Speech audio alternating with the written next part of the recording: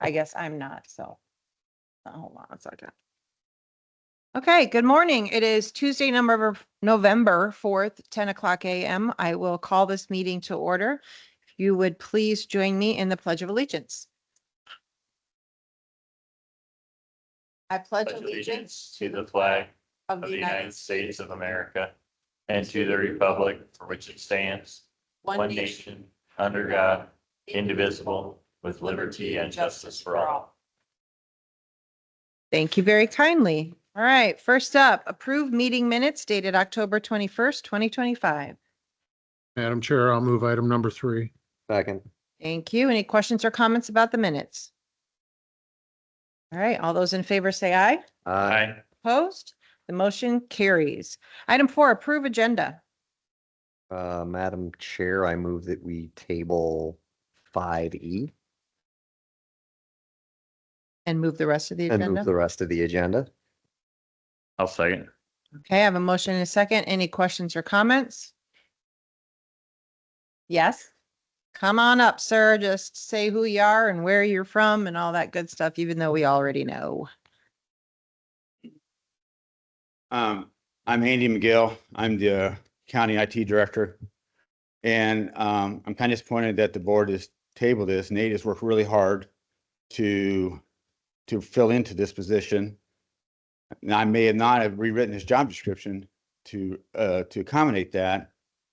But I mean, I feel like that you're punishing Nate for something that I didn't do. His job role is changing significantly here at Webster County. He's moving away from the technician type of role to more of a software support, website support, and election coding and support. And so with that, that's the reason why we felt that he deserves some increase in pay, not only for the election part, but I will be coming to you later for him personally for what he's taken over on the county side. He's also taken over training too. And you know, his role here at the county has changed significantly. He used to be a help desk support technician, and that's all he was. But he is taken on the initiative to move forward and to better himself and to take on all these different other roles. Basically filling the shoes of Allison Ripperger that left, you know, retired here a year or so ago. So I'm disappointed that the board has tabled this. I feel like you are punishing an individual for the hard work that he is doing and is graciously taken upon. He could have said no to all of it, and the county could be paying somebody else to do this stuff. It's not in our job descriptions that we have to do this, but we are trying to help the county and to keep costs down. Each one of these elections cost over $5,000 to $8,000, and upwards to 10 sometimes to put on. Time we code, we get ballots, the whole bit. And by him taking on that portion of it, which is what we're talking about right now, it was saving the county money. So I just feel like that you're punishing Nate, and I'm very disappointed in you, in all of you. May I ask a question, Andy? Is this dollar amount within your budget? This was being paid out of the election budget. Hanging out of my election great. budget is what I would be doing. And you have that money in Yes. your budget to do We that? will probably have to do an amendment, but I'm going to take a look at it. But it's like Andy said, that each election costs right anywhere between $5,000 and $10,000 just to get it all programmed and everything. And this will be saving us a lot of money. I just wanted to say, I don't think anybody's punishing Nate. My understanding is that this hit the agenda and nobody on the board had been consulted during opportunity for department heads to consult with the board. So there's no new job description. It's not a punishment. It's the board wanting to be informed and taking 2 weeks until the next meeting to decide whether or not this should be approved. I mean, budgets are tight. It's a large increase in salary. Not that Nate isn't well deserving, and this isn't a reflection on Nate at all. It's basically a lack of communication. So we now need 2 weeks, now that we're aware of the issue as a board, and I'm counsel to the board, just to understand the situation. And, you know, then they'll make a decision in 2 weeks. Tabling isn't a reflection on anybody. It's that it's new information and it's a big decision. So I think that's the way I understand it. Darren, should we vote to table this today? Would we be able to move it then in 2 weeks with the salary change being retroactive? I believe you could do that. Yes. So that if we There would do be no, decide there to, would be, even for a 2-week cycle, you could do it retroactively. Could we do it this way? Could we approve it? Just kind of spitball on some of this. I mean, could we say yes, kind of what we've done in the past, say yes, pending the rest of this information, and then that way we've approved it pending the job description and the updates that we need. And then if it's not provided, If that, I don't know, I'm just, I think the cleanest way would probably be to table it so you have all the information before you make a decision approving. I don't know how you could make a decision approving until you have that information. So just table it for 2 weeks, and if you want to make it apply retroactively to this date, I don't see any problem with that. Well, on another note is too, if we didn't have Nate doing all the programming and Crystal has moved to a different position because she would do it before, we would still have to pay RBM to program for this election today. Sure, and I don't think anybody's disputing that we have valuable employees. It's just an issue of a lack of information. Is agenda, that's something the board needs more information for, which table for 2 weeks is the exact right option, I would say. And if you want to make it retroactive, I think that it's no reflection on Nate as an employee at all. It's a lack of information to the board in a timely manner. And it says in here it's effective October 27th, which I've been asked to have that changed. I just wanted to have it tabled so that we got the information we were looking for. So your disappointment, thinking that we're disappointed in Nate or anything, wrong. But we do have additional information I want to know before I go forward with this. So you being disappointed in me for trying to do the right thing, you need to get over it. Okay, we went through HR and he went through and did all the background checks or to comparisons and figuring out what would be the right salary for Nate for this. And he's got a formula that he sent both Shauna and I on how he came up with the figure that he did. And so I guess I thought with it going through HR that it had already been through some of the processes that needed to be done. You needed to come and talk to the board first, just like as you brought to me a little bit ago. Jamie talked to us 3 times before we approved what he wanted. I haven't heard from either you or Shauna, and all of a sudden it's on the agenda and here it is. That's not good enough. I have to explain to everybody in this room why we're given this type of an increase. Okay. You have done this right at the moment, but I still have other questions that I will ask. So it's not beating him out of anything. It's just delaying it for 2 weeks. All right. Understood. sir. Any other questions or comments? All right, we have a motion and a second. All those in favor say aye. Aye. Opposed? The motion carries. Item 5, approve consent agenda. Darren, before we do a motion, do we need to also motion to table it on this consent? Okay, No, once it's pulled, it's no longer in the consent agenda for Great. purposes. thank you very much. Madam Chair, I'd move item number 5. I'll second. Motion and a second. Any questions or comments on item 5? All those in favor say aye. Aye. Opposed? Motion carries. Next up is one of my favorite parts. Item 6, to recognize and celebrate some of our employees for their incredible contributions and loyalty. Brian, AKA Jamie Joel, 25 years of service. 25, Jamie. Apparently, secondary roads. And Angie Schliske, 18 years in secondary roads. Brad Spencer, 12 years in secondary roads. Nancy Vasquez, 10 years in the health department. Cindy Partlow, 9 years in the health department. Nicholas Bailey, 9 years in secondary roads. Eric Hare Lortz, 9 years in the health department. Roxanne Ledley, 9 years in the sheriff's office. James Murray, 7 years in secondary roads. Patrick Gernhardt, 7 years in the sheriff's office. Jessica Gilly, 6 years in the treasurer's office. Jeffrey Fox, 6 years in secondary roads. Holly Aljetz, 4 years in the county attorney's office.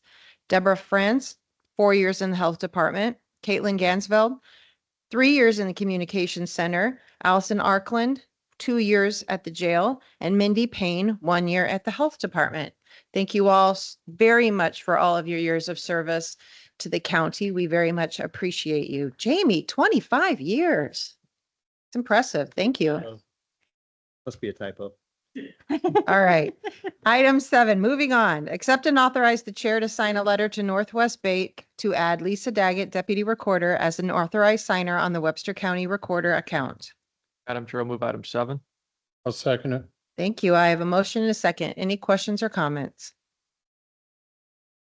All those in favor say aye. Aye. Opposed? The motion carries.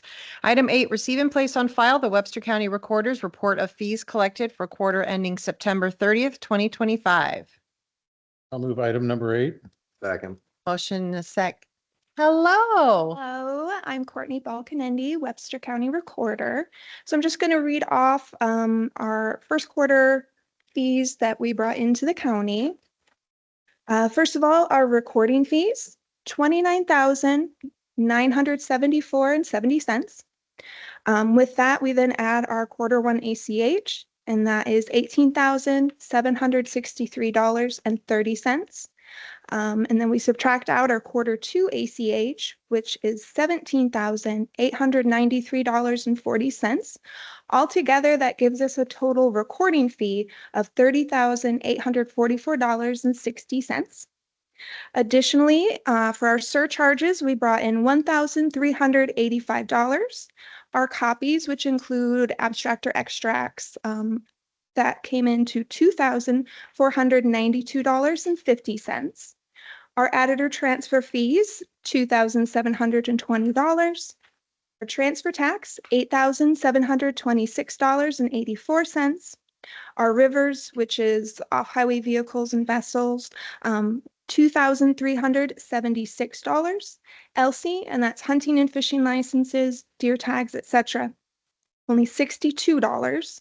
And vital records, that's birth, death, marriage, and marriage applications, $3,640. So altogether, our grand total is $52,246.94. Wonderful. Thank you. Any questions or comments? All right. All those in favor say aye. Aye. Opposed? The motion carries. Well done. Was that your first one as county recorder? Yeah.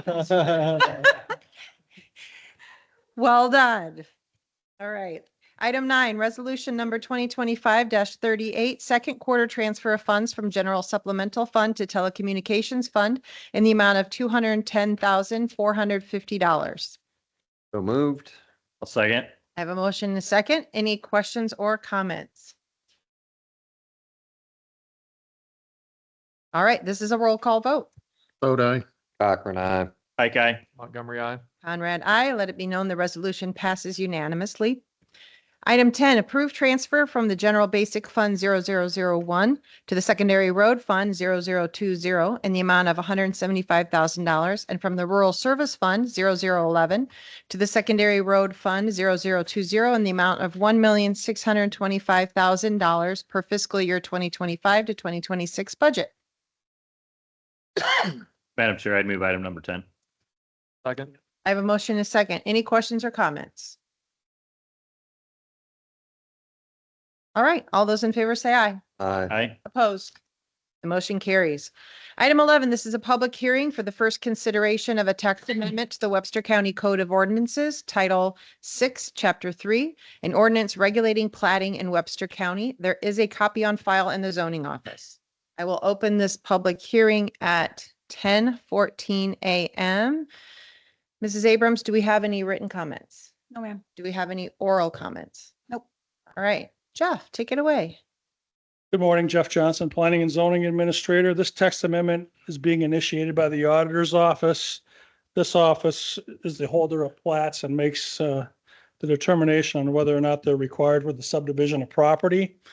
The proposed changes, which have been reviewed and coordinated with the County Attorney's Office, have been made consistent with state law so that there are no conflicts with that law.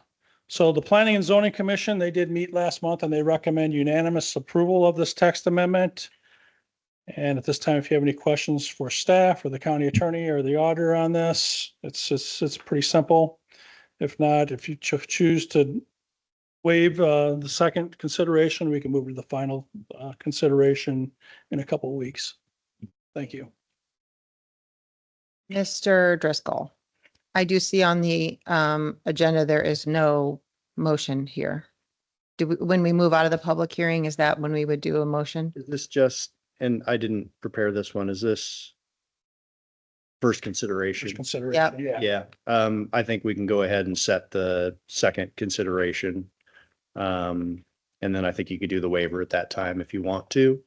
Yeah, it looks by inadvertence, but you don't need an action item to set another agenda item. So Okay, you'll just need to make that public. before or after we close the hearing? I would go ahead and verbally state when you're going to set it and then just have the next agenda item reflect that. That'll be in 2 weeks, right? The second or final? Well, we can't vote on anything because it's not on here, so it'll be for the second consideration.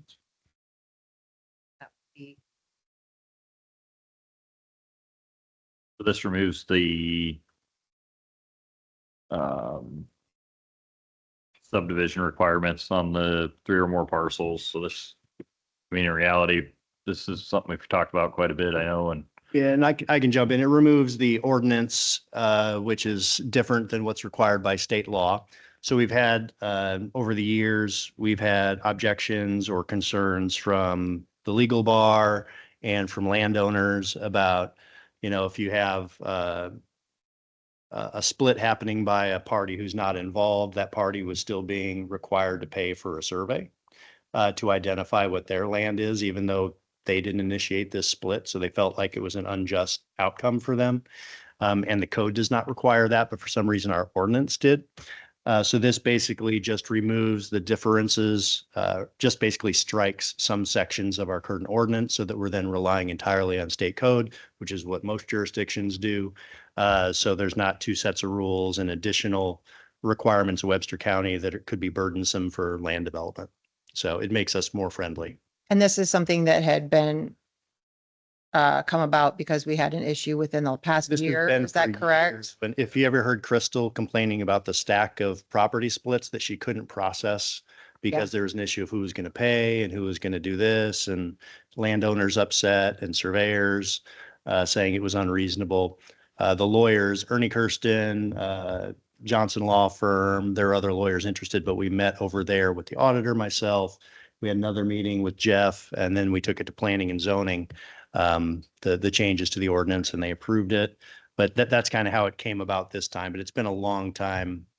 It's been bubbling under the surface for a long time, and it's been really inefficient being able to process land splits because nobody wanted to stick the bill to somebody who was an innocent third party on the tract. Right. So this resolves that issue. Great. Any other questions or comments? Okey dokes. I will close this public hearing at 10:18 a.m.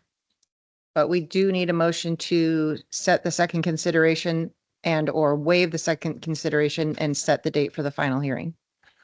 well, for that would I guess we don't have an action to do that. I mean, would it just be assumed that the second consideration would be our next meeting and then? Yeah, we make the I would motion off of announce that and make that on the next agenda. Great. Since we don't have. Yep. An actionable. So then- words there. So then the second consideration would be on Tuesday, November 18th. Is that correct? Sound good? Okay, wonderful. Be able to waive the third. Can we waive the third at that one? I haven't done it that way, so I'll have to make sure you can waive it at that time, but I presume you'll be able to, and there's not any sort of timing requirement. But I would list that in the agenda item and waive the second and waive the third next agenda item. It's not being waived. And I'll just double check that we can actually do that before that hearing. Right. So that's what you'll do. And if we can't, You then we'll got- have a third. Wonderful. All right. Next up then, item 12, receive and place on file Weed Commissioner's report from Andy Stanberg, Webster County Weed Commissioner. I'll move item number 12. Second. Thank you. Mr. Stanberg, hello, it's your Yes. time of year. Yes, my once a year visit. So, as said, Andy Stamberg, Webster County Weed Commissioner. So, every year, according to the state weed law, I just have to basically fill out and submit the Weed Commissioner report, which is a summary of of weed issues and any kind of complaints and things we've had in the county over the years, and then just some budget numbers, and nothing's really changed as far as what weeds are problems. Our budget is been pretty similar. We do contract with B&W control specialists in Algona for doing our scheduled weed spraying. And that contract is 50,000 a year, and they're really good at working with us to stay within that budget. So, and we've had some increases in just the herbicides that we've used at cost, because I include not just stuff for the roadsides or what I do, but anything that would be done in connection with the county conservation. So we have some increase in chemical costs just due to trying to treat the invasives, weeds in Badger Lake out at Kennedy Park. Since the restoration, and it's typically expected, there'll be an increase in weeds, and the DNR we buy the chemical and they do the applications, but I've included that. And so that it's our cost for chemicals has gone up a bit the last couple of years. And this is the first time that since I've taken over this job in 2015 that we have had no noxious weed complaints in the county. Usually we'll have a handful. Sometimes we've had as much as like 15. Some of that is due to some of the problem areas that we consistently get the calls. I've been working with the landowners or public entities kind of preemptively to kind of resolve problems before they become an issue. And we've had this year we had a couple weed complaints. I worked with Jeff on one of them.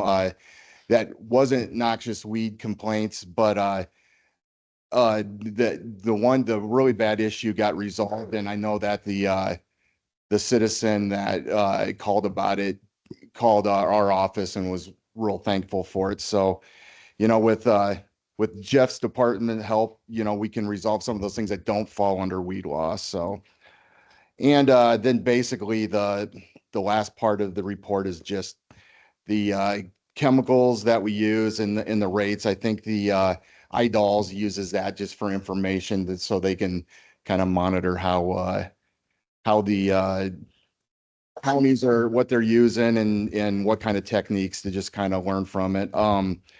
There is a section in here, what are my suggestions and recommendations? The last several years, brush has been a lot larger problem than noxious weeds. So I think potentially focusing more on the brush, maybe spraying a larger amount of the county each year for brush might help it out. But other than that, it was a pretty good year for weeds. Like I said, there are 0 noxious weed complaints, so that's always a good sign. But any questions? Nice work. Thank you very much. See you next year. Item 13, approve $500 payment to ISAC in support of amicus brief in Hauser versus Shelby County. So moved. I'll second. I have a motion and a second. Any questions or comments? So I just want to kind of add, so for those that haven't seen it yet, with the pipelines going through right now, there were some ordinance several years ago that were enacted, planning and zoning wise, out of Shelby County and some other counties. So this is currently the Shelby County case. They're working on going to the Supreme Court right now. So the donation or the contribution, sorry, that was the wrong way to put that, but the contribution to this is to assist with ISAC as this case goes to the Supreme Court with their amicus brief. There's roughly a $25,000 fee for, I don't quite understand, maybe Darren can explain that part better, but there's a fee for getting it there, roughly $25,000. So then the request out of this was to see if, what other counties would like to be able to contribute to assisting in getting that case to the Supreme Court. I wanted to kind of add with that, many folks know, my involvement and where I've been throughout the last 5 years with this whole thing. And what this really revolves around, and I'm not super familiar with all of the case. I'm a little familiar with obviously what's presented here, but it comes down to what control do local governments have around planning and zoning and building siting, economic development, things like that. So the bulk of this case is around what does local control look like for us? And I would like to, at some point, I'll email it to you, but PHMSA had sent a letter out back in 23 relating to the correlation between state and federal authorities, what PHMSA does and doesn't have control over. And it's a really well done letter. But it was originally to the Wolf Summit and the others, Navigator at the time, identifying that all of these companies should be working in conjunction with and not against necessarily, that they regulate the safety of construction of that line. Whereas what we're talking about is, what authority do local boards of supervisors and city councils and whoever have in regards to protecting the rights, privilege, and property of their citizens. So Just for folks listening with PHMSA. Pipeline Hazardous Material Safety Administration. All right. So just generally, what an amicus brief is. So when you have a case that's going up between litigating parties, a plaintiff and a respondent or defendant. So in this case, there's a citizen, Cowser versus Shelby County. So those are the two parties. An amicus brief, amicus means friend of the court, basically. Amici is friend in Latin. So amicus brief means anybody who wants to inform the court about their decision, even if they're not one of the two parties going at it in the court battle, they can file a friend of the court brief to say, court, you need to consider this issue, because this is an important case. So the Iowa State Association of Counties thinks this is an important case that it needs to weigh in on for its membership. And the 25,000 or whatever, that's not like court fees. I'm sure that's to pay some very skilled appellate attorney to write a really nice brief setting forth all of ISAC's, what they think the main issues are here and why it's important that we not remove local controls from counties or boost local controls to give us more control of what's happening on our land, as opposed to having it be a larger state level or federal level decision. So they're asking for contributions to offset the cost to ISAC to have this friend of the court brief done, which supports our positions generally. So that's generally why we're being asked to do this and what the purpose is. I think you just wanted to show off your understanding of Latin. 2 years of Latin at St. Ed's, Thank you, Mr. Lennon. Yeah, Magister. All right. Any other questions or comments? I will email the PHMSA letter to be included with this, just so that people can understand kind of what their take on this was. I think they did a really good job of kind of writing that out. So I will include that to you. Thank you, sir. All right. I do have a motion in a second. All those in favor say aye. Aye. Opposed? The motion carries. Thank you. Item 14, approve the amendment to the fee schedule for the pound charges for the years 2025, 2026, and 2027, effective on date of approval. Good morning, everybody. Kayla Benson here, your friendly local animal control officer. Before I get started on this, when I put together my form, does everyone have the form of the pricing handy? Okay, perfect. So when I put this proposed pricing together, the thoughts I had in mind was for changing it for year 2025, 2026, and 2027. So seeing effective on date of approval was not what we had in mind for these changes. So before we really dig into what the changes are looking like, I kind of want to give you guys the full bird's view on kind of the evolution that we've taken with animal control from when I started almost 4 years ago. So at that time, we specifically were only just doing animal control for the county and for the city of Fort Dodge. And our pound was owned, operated, and ran by Town and Country Veterinary Clinic. So the perk of being ran by a veterinary clinic is you get that real nice veterinary pricing. And what we have found since the pound previously was Pups and Paws, now it is owned by my company, is that those really friendly vet pricing does not get passed on to regular people of the county, and that includes us, even though we are doing this for the county. We have this year struck up a really great relationship with some vet offices in town that have allowed us to save a lot of money. But what we find, and the big difference between what our business is and businesses such as Almost Home, is that they have the ability to say no to what comes in their doors. As we've discussed in the past, we get fewer animals in from the county, but the animals that we get in from the county are generally much larger cases. As I'm sure Sheriff Fleener knows, a lot of times when people can do things in the dark and in the quiet and there's not as many people around, things can get carried away a little bit easier than when you're in town next to a bunch of neighbors. And so as a business person looking forward to kind of where we're looking at with the money coming in, we cannot afford to take a hit on some of these prices because we do not even break even on what the county is paying versus what we're paying out. So if we look at the rabies vaccine specifically, if you look at the previous pricing that was agreed to in 2023, which was not my company, I did not agree to these pricing originally. We're looking at $18 for the rabies vaccination, $18 for year 4, $18.50 for year 5. For us to even break even and not make any kind of income at all, we would need $25 per vaccine. Unfortunately, we can't operate by taking a hit and paying for all of these vaccinations for these animals out of pocket, which is why I'm here today to see if we can at least break even on some of these things that we have to pay out.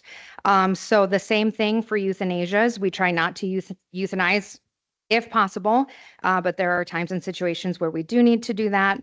So I have made very slight adjustments to that, working in cooperation with JRG here in town, which is great because that is a local vet. We're seeing a lot of our other vet clinics closed. We just lost a vet in Gowrie that they are no longer operational either. So again, our euthanasia pricing up top, we're looking at $31.50 for year 3, 4, and 5. We do not get euthanasia through a vet for less than $36. So again, we are paying out more than we're not even able to break even on some of these prices. And then with disposal, I did not put any change for year 2025, no change for year 2026. But as I was looking at the pricing, I did notice the difference between year 4 and year 5 was actually less. They docked the pay 50 cents, which I thought that was a really unique choice for the length of years to lessen the pay. So I bumped that back up to $37. So the only ones that I'm really looking to change are year 2025 in its entirety. So that effective on date of approval, I did not agree to that or request that. So I'm a little confused about that. So I'm looking to change year 2025 starting from when we took over, which I believe was July 1st, year 2026 and year 2027. So you're looking at $18 versus $25. That does not allow us to make any income. We do not make money from that. It is just allowing us to break even. So we're not paying out more than we're taking in. Okay. Any questions? Seems like a minimal amount. Yeah, so just real quick, so you're wanting to go retroactive back to July. Some of these are pretty Yes. minimal, I guess. I don't know how it would go. So we actually haven't gotten paid yet from the county. Okay. There was, it was a little rocky at first, I think, because it was I don't believe a letter of resignation was sent to the county, just the city. So then I think things, and Supervisor Conrad, please correct me if I'm wrong, but because there was no letter of resignation, things got a little bit rocky in there. Also, for clarification's sake, for the animal control contract, the contract is under the county. That covers the county and the city. For our pound contract, it is not that way. So we have a whole separate contract for the city than we do with the county. So those are two separate entities. In the case of the pound, that is different from animal control. So I know it's very confusing, but since we have not gotten paid yet, we would like to not take a hit on all the animals we've taken in since July. Yeah, that's because I think the contract was, we just approved allowing a transfer of the contract rather than when the person sold the business, putting it out for rebid. So they got the benefit of maintaining the contract. Granted, the contract had these terms, and since there were increases in prices, discussed the matter and thought it would be appropriate to at least adjust it to the minimum available cost without any profit margin from the vet clinics. So the issue is whether, I mean,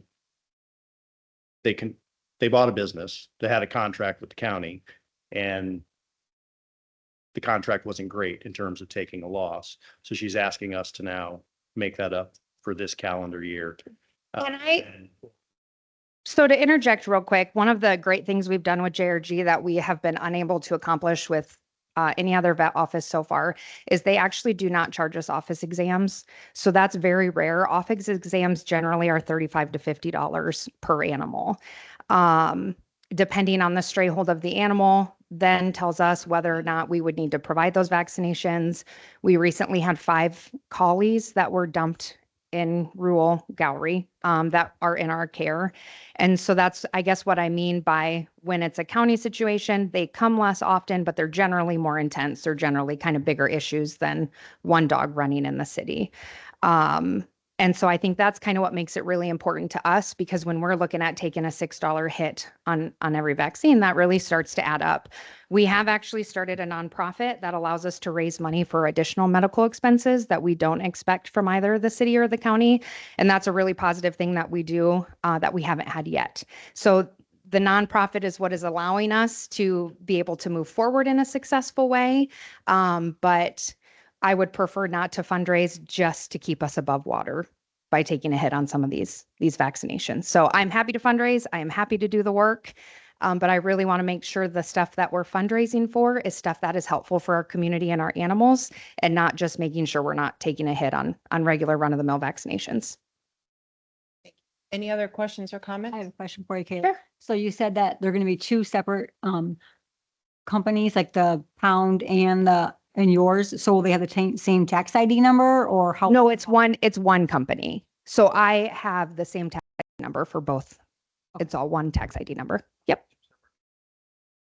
Yes, correct. Yep. So if we're changing the amount that we're paying, we don't need to reopen this to bid? So I looked at, I think since it's such a marginal change, it's not really changing any of the services. I think it was, since they're doing it for the lowest available rate and it has to be done by veterinary service, some of these that's available in the county, no one would be able to outbid that. And also, since it's a fairly minor change just to those rates and not redoing the entire contract, I made the determination I didn't think public bidding was necessary. And for clarity on that as well, the rabies vaccination, rabies is a virus that is lethal. So if you get rabies, it can go dormant, but it will eventually take you out. You'll become hydrophobic. You won't be able to drink water, and then it gets into your brain. It's a big old problem. So because it's such a big problem and is very heavily mandated by the state. So that is why a licensed veterinarian is the only one that can give these rabies vaccines. It's because the whole process is just very heavily watched through the state because it's such a lethal contagion. So we are not allowed to give that ourselves. Any other questions or comments? Get done here. Would you stick around after the meeting? I have a couple questions. for Yeah, you I about would love to. something Different. You betcha. So I have a quick question, Kayla. So on the form here that you sent, the top one is for the rabies vaccination. Uh-huh. That's what I called you about. Yep.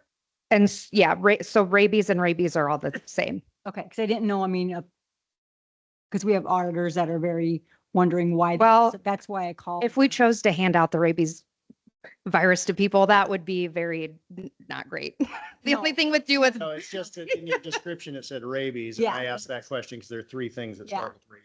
Nice list. yeah, This was the vaccination, not rabies, head sending in, not rabies, Right. whatever the other one. yeah, sending the head in is the only way we can test for the rabies I vaccine. understand So, that, but yep, Your price changes on the vaccination. yep, Okay. Yeah, and that, That's that what is I wanted all. to clarify. yeah, yep, that's you why bet. I wanted that put on the vaccine, because the auditors are they've been very strong lately, asking what's what. Correct. Yep, that is the same. I think we've Real all, quick, Darren.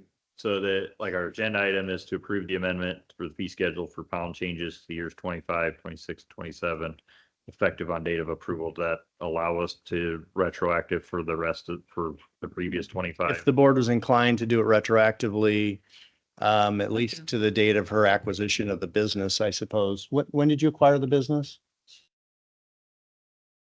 July 1st. At least I'd say back to July 1st, potentially. You could do that. So Be a have to- motion. We'd have to amend I think you there's could, no motion yet, so. yeah, I was you could move it in that way, asking for a change in that language. And if you get a second. think it says 2025 on the, Yeah, but it says effective date of approval. On the So agenda. the way Yeah. it read, like it, the way I'm reading it on the way it sits currently is it would be the rest of this current year, Prospectively. not retroactively. So we could have someone make a motion to approve the fee schedule for the pound changes for the years 2025, 2026, and 2027. Up to be applied retroactively to July 1st. Yeah, okay. Say that again. Oh, boy, Shauna. Nobody's made the motion. Nobody's she's made just the asking motion, us. so I was like, whoa. Yes. So do I have a motion unless there's other further questions or comments? make the motion to make it retroactive to July 1st, 2025. Thank you. Do I have a second? I'll second that. Wonderful. I have a motion and a second. Any other questions or comments? Okay, all those in favor say aye. Aye. Opposed? Nah. The motion carries. Thank you so much.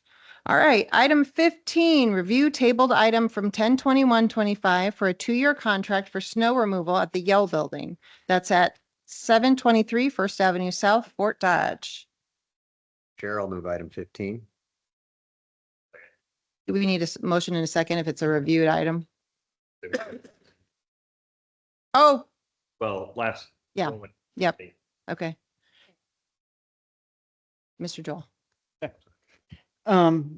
So we had two bidders and there was a little confusion on their bids and what exactly they're bidding. I went and had face-to-face conversations with both of them and explained what we wanted pricing for. And one of the bidders decided to withdraw his Oh, bid. And so there's only one bid remaining and it's, I think, exact same price as we paid the last 3 years. So. Okay. And that bid is from Lawrence Trucking, correct? It is from, LLC. oh, yeah, Trey Lawrence. Yes. You got it. That's the one for $670? Okay, great. All right, thank you. So, Mr. Driscoll, if we review, we just talk about it. We don't have to vote on that one. And then we vote on 16. Yeah, you've already reviewed it. So if you just Great. want to do the action item 16, I think that's acceptable. All right, then we move on, unless you have anything else, Jamie. Item 16, approve low bid from motion to review. Yeah, technically, maybe it's more of a, I'm being really anal with the rules that technically we had a motion in a second. We'd have to vote to review it. Oh, it's already been motioned and seconded. Not to be Okay, a- would you like to not to vote? be All right, would we like to do what we just did? All those in favor say aye. Aye. Opposed, the motion carries. God, I'm glad that passed. All right, thank you. No, don't be sorry. Don't ever be sorry for that.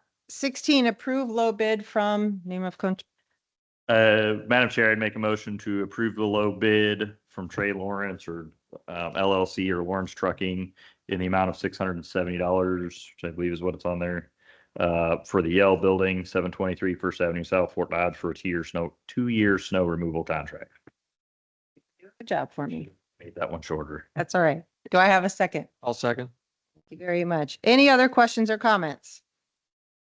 All right, all those in favor say aye. Aye. Opposed? The motion carries. Thank you all. Next up is the citizens' opportunity to address the board with items not on the agenda.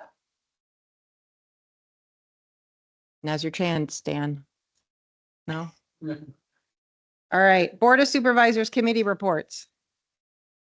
I was down last week for the groundbreaking at CFR and Des Moines. That went very well. Still trying to get the employee handbook, et cetera, policies, that kind of stuff done at Central Iowa Juvenile Detention. I was over there yesterday and I'll be going back over again on Friday. Thank you. I had a CICS executive board meeting last week. This week I have a CICS Region 2 meeting, so we'll finally see how everything we've been doing at the big level will apply to each and every particular region, which is great. And then we had a Midas meeting and we are now losing less money than we previously were on the Jefferson lines. And we'll be having another Midas meeting this week. Coming up this week on Thursday, we've got our Mall County meeting. We've split it up into 2 groups, so we won't have to close the courthouse. So there might be some delays being kind of splitting staff out of that, but it's a great opportunity for our staff to, get together, brainstorm and move our county forward. So, and big thank you to the public health for also helping provide flu shots for our staff, that meeting that won it. So I'm expecting, and thank you, Sheriff Fleener and Matt Cosgrove for helping get this all planned and prepped and set up. So I think it's going to be a really great Thursday. Friday, I've got a North Raccoon watershed meeting. And then next week, public health and our city county growth alliance meeting. Supervisor Montgomery. Upper Des Moines meeting last Tuesday, discussed some of the prolonged impacts to the government shutdown on some programs. Kind of depending on how long that lasts, what we could see from that. So that's all I have today. Thank you. Today's election day. The polls are open till 8. Get out and vote if you haven't already. And they can find their voting place on our website. Yep. You betcha. Folks, Mr. Driscoll, anything to share? Nope. Okay. Well, since last time we had an EMS advisory council meeting on the 22nd, that went long, but good. Friday, October 24th, as Supervisor Hike said, we had the city county meeting at the Growth Alliance. Wednesday, October 29th, I met with landowners near the Ag Park and during the day. And then later that evening, there was a site visit for site certification team with the state for the Ag Park. And I think that went very well. As Mrs. Abrams said, it is election day. So I'm so excited about it because I'm kind of an election nerd, and I was 70th this morning in precinct 1. So make sure you go out and vote. These elections are very important. Coming up Thursday, November 6th, I have a public art commission meeting. Again, I'm a non-voting member there. Tuesday, November 11th is Veterans Day. There is a commemoration at 10:50 a.m. at the Fort Dodge Middle School auditorium. You can park on the south side of the building. I'm looking at Dan to make sure I'm right on this. Thank you. So we wanted to thank all of our veterans in our community. Wednesday, November 2nd, I have a Visit Fort Dodge meeting. Again, that is our Convention and Visitors Bureau for Webster County in this area. Thursday, November 13th, I have Ag Park updates. I also did want to thank Supervisor Hike and our team for attending and presenting at the all-employee meeting. Unfortunately, I am unable to go. I really want to. So thank you and thank you, Sheriff. Thank you. Friday, November 14th, we have our city county meeting. Monday, November 17th is a beam sighting ceremony at Unity Point Health for their surgical center. And I just wanted to say one more thing. I want to thank Supervisor Thode for your long hours going back and forth with the boards that you are on. I think folks often think that this is a come every other Tuesday job, and Supervisor Thode is an example to all of us that it is very much not that, and he puts in long hours to make sure that we're being represented at these boards and commissions. So thank you, sir. Thank you. All right, next up, allow claims.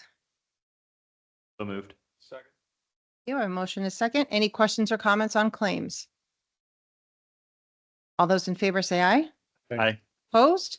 The motion carries. If there's no further business, I'll entertain a motion to adjourn. Second. Motion is second. All those in favor say aye. Aye. Opposed? The motion carries. We are adjourned. Thank you so much.